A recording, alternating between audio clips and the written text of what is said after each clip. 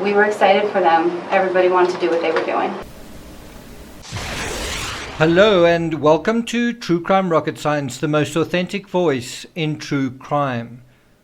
Gabby and Brian's tragic journey was missing one vital ingredient. Do you know what it was? What do you think it was? On June 26, 2020, Gabby posted a picture of herself and Laundry sitting side by side in a blue hammock that had been rigged over a stream. And what you can see in that image is that they are both reading books.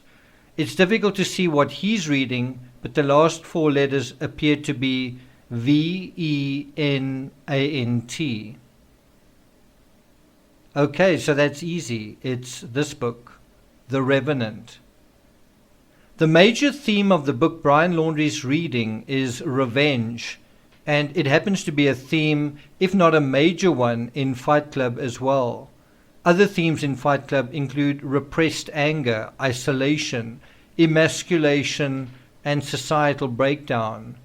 What are the major themes in Brian and Gabby's story? In this episode, we're going to explore these major themes as well as look at the one ingredient missing from their story, the essential ingredient that could have perhaps saved both of them. But before we get to that, if you haven't subscribed to the channel, please do. You can click on the light blue icon on the bottom right of your screen. Like, share, leave a comment, and let's get started.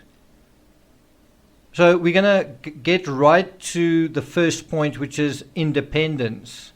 Independence is a major theme in the story.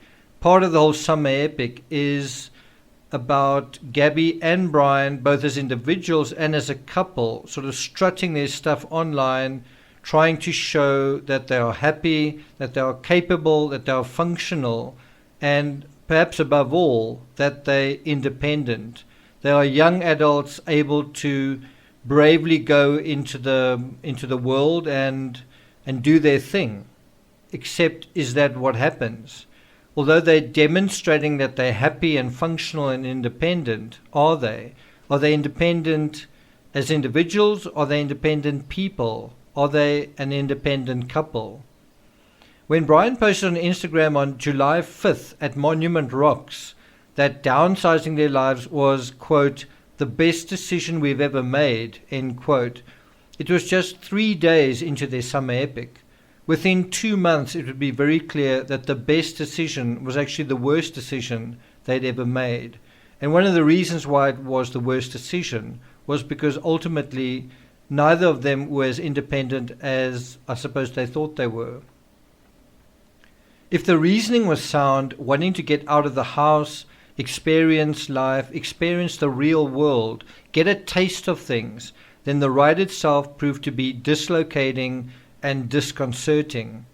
As tensions escalated commensurate to the distances they were traveling, things got increasingly distressing. I don't think big things were bothering as much as little niggles, discomforts, like dirty feet and living for extended periods on the cheap when you've been used to the safety and comforts and ease of life, of home. I do think later on, the little things bothering them became big things. This journey towards independence proved the opposite to be true, that they weren't independent. They needed money. They needed help. They needed an intervention, particularly during the Moab incident. And they needed to be away from one another rather than tightly together. Wouldn't you say that is the ultimate takeout of this trip, is that in the end, Gabby needed to not be with Brian and vice versa. So what we're talking about is a fairy tale of independence that is portrayed online, but that is exactly what it is. It's a fairy tale. It's not real.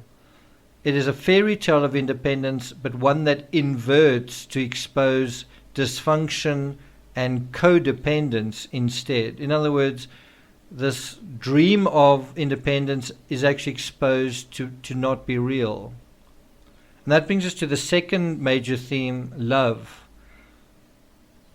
Love is a major theme. There are quite a few photos and little clips of the couple kissing, and they both seem to have this sort of idea that that is going to be part of the focus. Part of the focus is them being in love, and the other part is with a backdrop of this spacious, beautiful landscape, this epic landscape around them. It's almost like they are trying to show the epic scale of their love on an epic scale against an epic backdrop.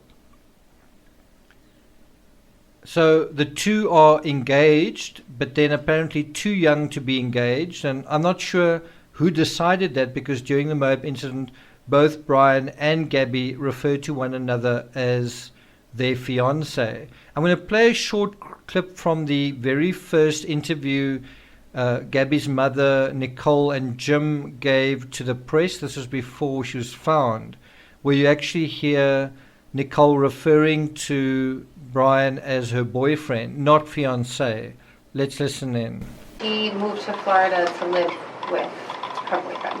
I think it's quite significant that during the Moab incident, Gabby referred to Brian as a fiancé. It's not as though Brian referred to Gabby as a fiancé and Gabby didn't reciprocate. Gabby also referred to Brian as a fiancé, and these were complete strangers. So certainly in her mind, she thought of Brian then, which is quite late in the whole story, mid-August. She thought of him as her fiancé. You gonna have anxiety? Yeah, no, we're a team, please. There's not? What is it? No, we're a team, please. It's gonna give me so much anxiety. Can we just have like a driving ticket? Is this your husband or boyfriend? My fiance. Fiance? Is he a pretty good guy? Yeah. Was there a possibility that some parents may have disapproved of the engagement and given the outcome here, perhaps with good reason? If that disapproval was present, it may have felt to Brian like he was being undermined by it. He may have felt undermined by someone else's disapproval and may have made him feel powerless and emasculated, that the love of his life was going to slip away. Why? Because of outside forces. I think there were other forces that would have made their love affair feel incredibly intense, given their combined youthfulness and lack of experience and lack of resources.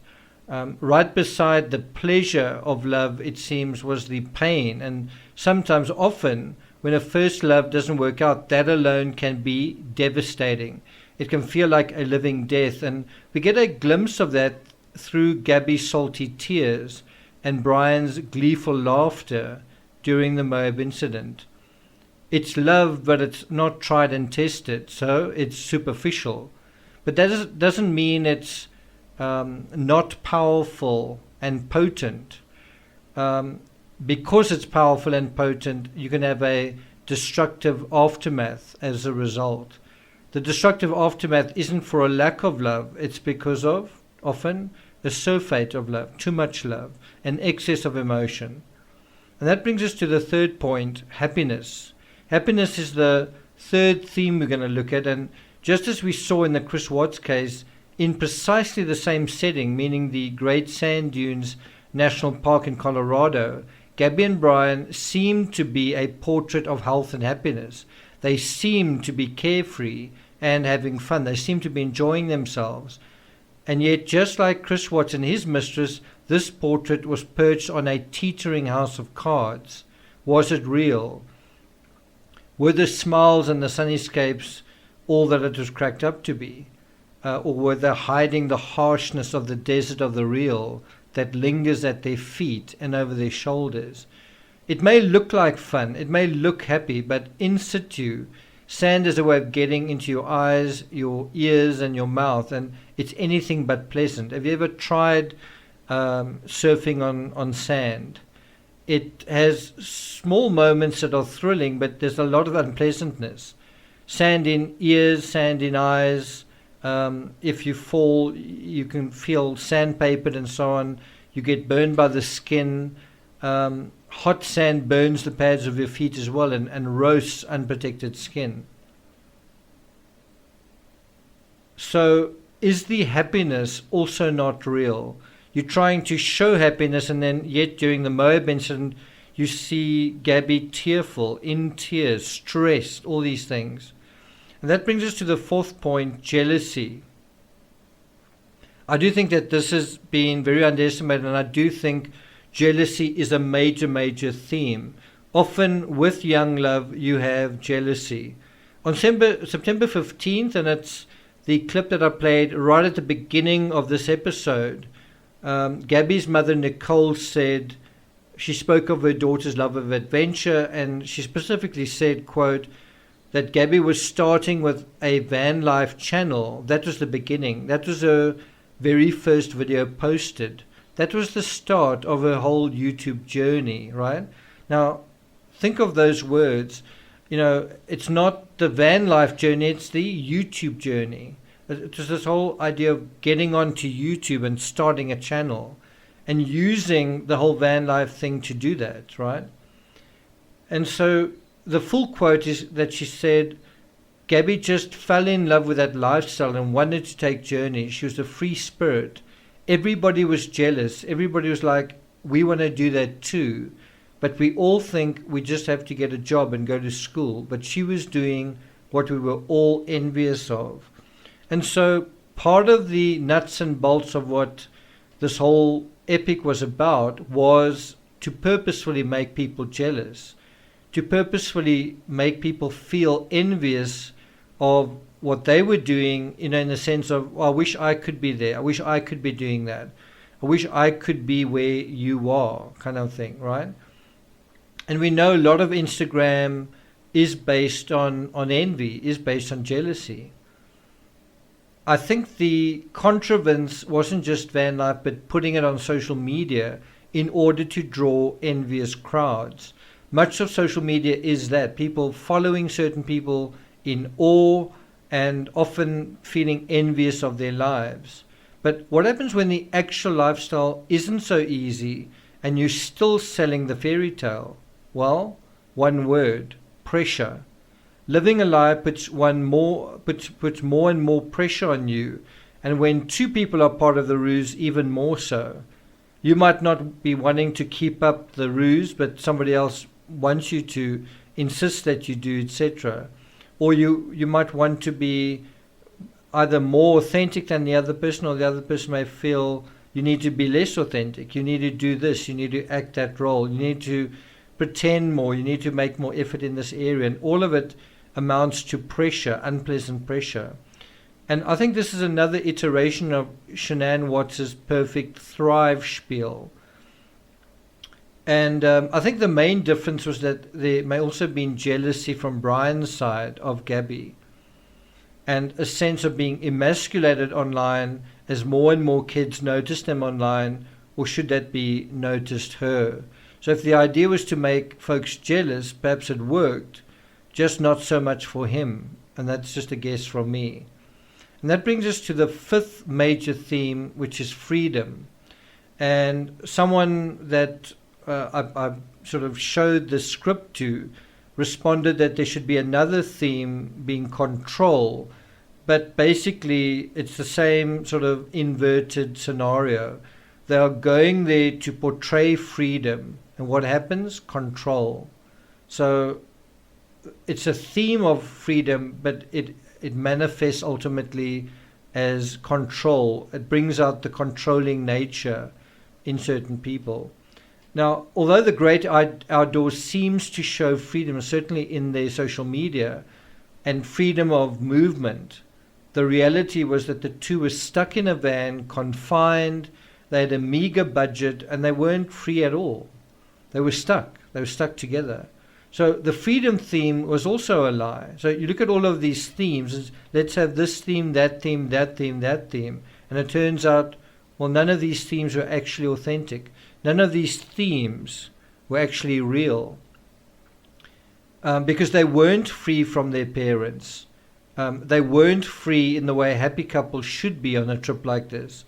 They were stuck with each other inside a van that was rapidly about to become the worst thing that had ever happened to both of them. It was carrying Gabby towards her death and would convey Brian ultimately towards his destruction, towards his doom and ruin.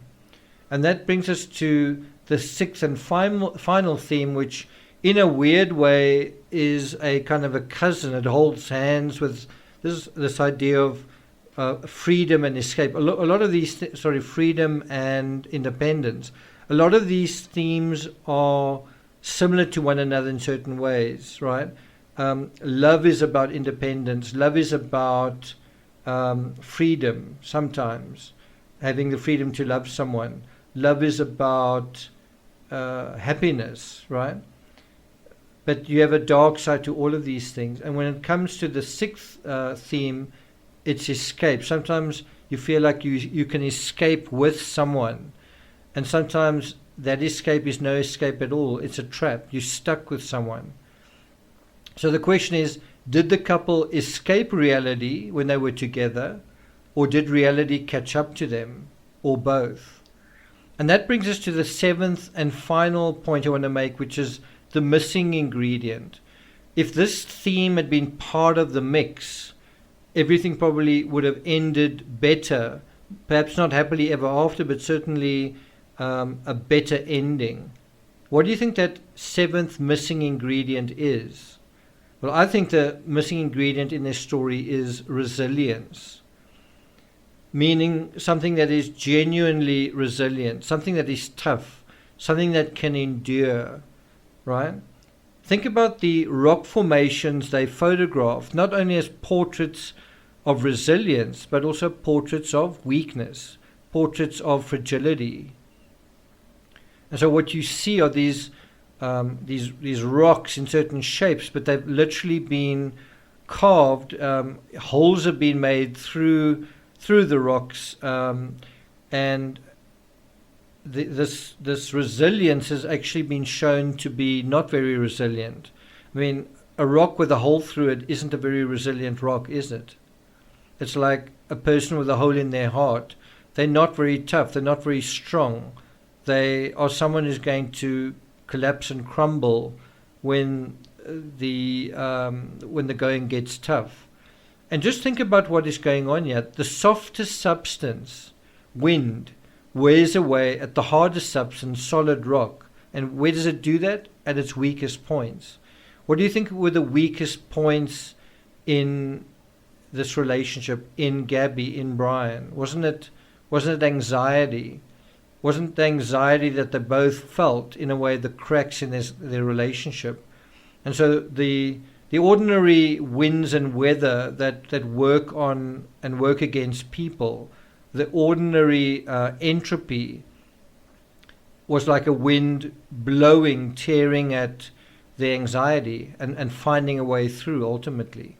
So I think the flip side to the story is, how does one develop resilience as a person and as a couple? You know, if Gabby and Brian are an example of the failure to develop resilience, well, what should they have done? What does one need to do? How do you get to that point, right? And that'll be the topic of a next episode. I do want to talk more about the kind of person Brian was in the next episode. And so after that, we'll talk about resilience. And what we're going to do in this episode on resilience is we're going to look at how young men in today's society, perhaps even also older men, perhaps all men, how they need to be in order to be badasses that other men acknowledge and respect and women love authentically. So look out for that. Thank you for listening, and I'll see you guys next time.